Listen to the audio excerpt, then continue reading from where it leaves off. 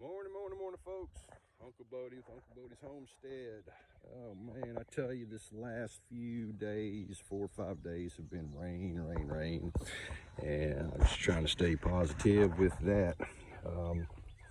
As y'all know, first time gardener, first time homesteader, so learning a bunch of stuff.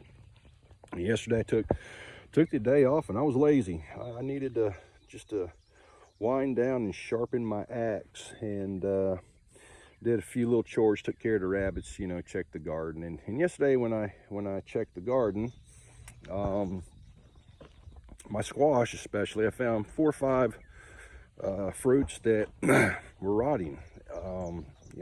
Wondering why, thinking maybe it's the rain, way too much water, whatever. But I did my research today. Let's go over here. I did my research today and found out basically 2 common reasons. Let's reach in here real quick. Okay, 2 common reasons for blossom end rot.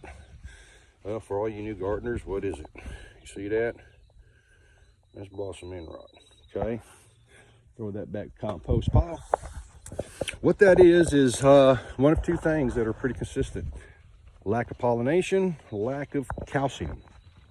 Okay, now me myself, I'm trying to be as organic as possible, so I don't want to introduce chemicals to my food, of course, going that route, because I believe the elements I have is for the food that I've eaten all my life, bought at the store. So we're changing up here. So anyway, like I said, I'm new to this, don't know what the hell I'm doing. I just do research. So through my research, all you new guys, come on over, man, come on over. I'll do the research for you, and I will always do my best to steer you in the right direction with what I know. Now, how are we going to take care of pollinating? Okay, well, first thing we got to do is we got to look at our squash plants. Oh shoot, see, all this rain just got it muddy, right?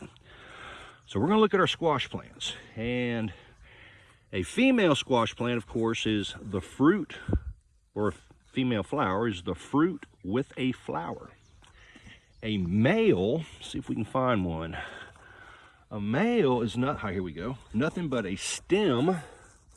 See here, just the stem with a flower.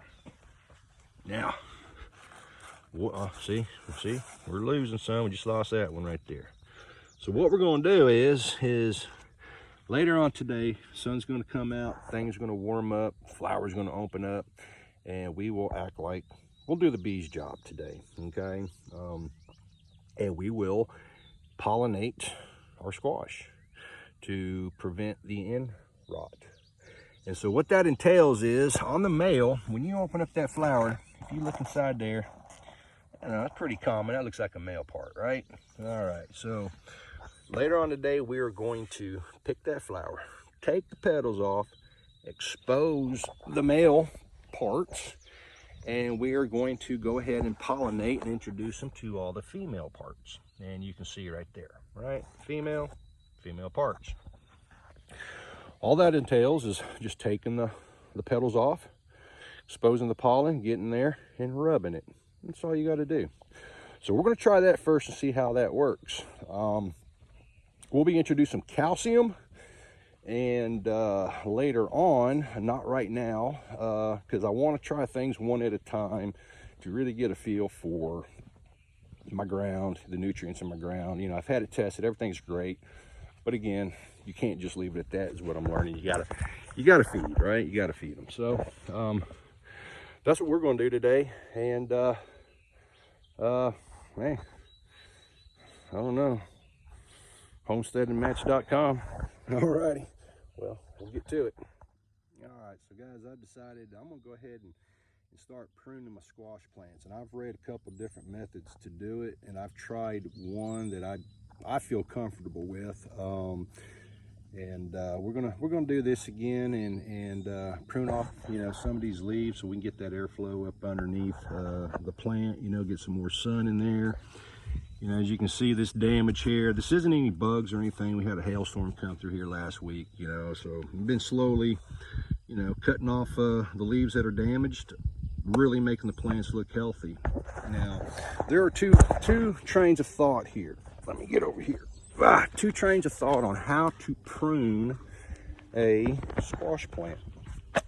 Well, about a week ago, I took one method I felt was probably the best for my common sense. But what I did is, as you can see this stalk right here, I cut that leaf off right there to keep that stem closed, because these stems are hollow. Now, the reason for that is, well, squash bugs, right? Some people cut them down here. Well, when you do that, you leave an opening into the plant. And for me, that just really doesn't make too much sense, because that is an avenue for squash bugs, right? So I cut them off at the tips, and it leaves it closed. So let me show you. I'm gonna take this one off, the one that's damaged from the hailstorm. Now I'm gonna cut it right there. Now, as you can see, it's still closed, so I don't have to worry about squash bugs getting in there, okay? So I'm just gonna take off a couple more, and a couple more, one right here. You know, I wanna get this air flow in here to keep things, you know, a healthy balance of wet and dry. Let's take this one right here. Let's take that one right there. All these lower ones, you know, get them off the ground. Get them to where it's benefiting your plant. The best thing to do. So here, right at the top, keep them closed. I think that's the best thing. Just makes sense. This one's kind of close to the ground, had a little hail damage. Let's just get rid of that one, okay? Yeah, we got this opened up. So while I'm waiting for these to blossom so I can pollinate them, I'm going to go ahead and prune them up a little bit, and I'll show you when I'm done. Okay, let me get out the sun here. All right, well, got them pruned up. Sun's coming out, feeling really good. Had to take off that flannel because it's getting a little too warm. Oh, is this another one? Look at that. It's already starting to rot, guys. You see? Well, let's just go ahead and take that one off of here. I just cut it right there. But you see how it's starting to turn brown? You know, that's what you're looking at. That's what you're looking at. So get rid of it. Oh yeah, see, here's another one right there. And the sun's really showing them, isn't it? All right, so I just twist that one off. There we go. Yeah, see, blossom end rot. That's what I'm working on today. Try to take care of this. This ain't too bad, actually. I'm gonna save that one, probably eat it. Shoot, this one, that's going in the compost pile. You see, all the blossoms are falling off. You know, that's the problem right there, I believe. So, anyway, they're starting to open up. Let's give it another hour or so, and then we'll play B. Alrighty. But yeah, see how all trimmed up, everything off the ground. Wind's able to get up in there, keep it nice and healthy, bring it back and forth, you know, keep it strong, get, you know, more light into there. That's the goal there. So they're trimmed up. I'm going to go in the high tunnel, and I'm going to go prune up the other ones and keep it going. All right, guys, got some more learning for you while I'm waiting for these squash blossom flowers to open up. So these are my outdoor tomato plants for right now. I've got more inside. I have more planted seedlings, you know, just to basically fill everything up. Now, don't ask for the determinate or indeterminate because I lost my notes. Okay, so anyway, these may be a little too close together, but I got ambitious. We get a lot of wind up here in the Ozarks, and you know, these plants, they go back and forth in the wind, you know, and you know, for me, I'm always wondering, you know, is that okay? Is that okay? Well, there's a method I learned from Hoss Tools, very simple on supporting your plants, your tomato plants. And what it basically is, and I've got mine taken off, but you get a piece of string, then you weave it back and forth like this, okay? You go around that post and you come back the other way. So basically you're scissoring the stem into, you know, or you're scissoring the stem between the two strings, and as the plant grows you add to that, and that's a pretty inexpensive, easy way to support the tomato plant. Well, what I found out was I may have done it a little too early. The reason I say that is I started noticing these these stems turning purple. Okay, and they're a lot better than what they are now. So I read on why is that happening, and of course there's a few things. Some people say it's normal, some people say it's stress, some people say it's lack of nutrient. Okay, well, for me, I'm going to go with the path of least resistance always first to figure it out. So I went ahead, thought about the situation, took the string off, because I noticed that string was causing little rubs on the stems here, and I just healed it up, trying to cover that.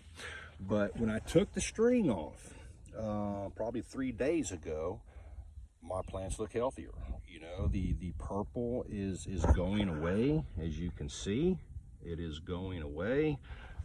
We actually got some, well, shoot, look at there, little tomatoes right there. So we're working it. So I took it off. I'm gonna let them grow a little higher.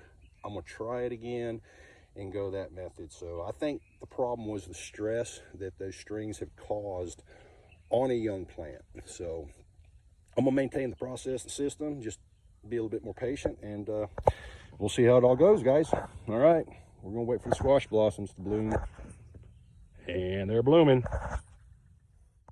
All right, folks, we are back in it, warming up. The females are opening up, so let me show you what I'm going to do here. So I picked one of the males, as I showed you earlier, right? So I took off the petals, and now all I'm going to do is I'm just going to come in here, and I'm going to take it, and I'm just going to rub it in there. That's it. That's all there is to it. I'm going to do it on all the ones that are open. I am not going to try to open ones that are not open. But see, that's it. That's all you got to do. And keep it up as they open up, and everything should be good. I'll let you guys know. We'll see you later. Real quick, as I end up the morning here, I was able to go to Homestead Expo, which is Prepared Homestead Expo here in Missouri. Travis and his wife, they hosted it. Just want to thank you guys. What a great time I had. Great people to meet, good speakers you have. Hey, just keep doing what you're doing, man.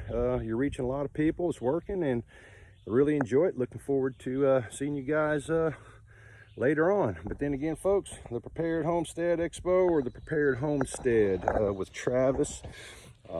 Really good guy, really good content, and check him out.